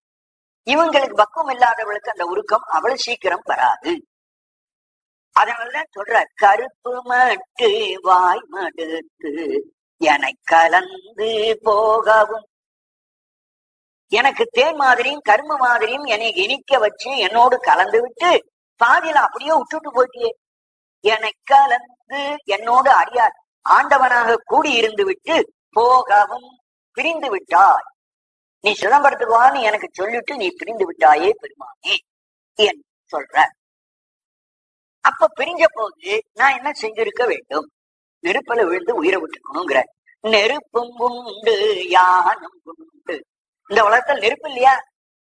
விழறதுக்கு நெருப்பா இல்ல? எவ்வளவு இடத்துல நெருப்பு இருக்கு, நெருப்பு மூட்டி கொள்ளாமே. நெருப்பு மூட்டி நான் விழுந்திருக்க வேண்டியதுதானே, உயிரை விட்டிருக்க வேண்டியதானே. நானும் இருக்கேனே, நெருப்பும் இருக்கு நானும் இருக்கிறேன். நெருப்புங்க நெருங்காம நான் தனியா இருந்துட்டேன்.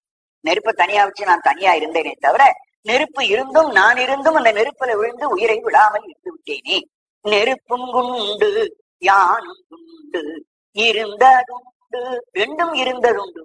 ஆயினும் என்றாலும் ஏன் உயிரை விடவில்லை? விருப்பம் உண்டு நின் கண் என் கண்.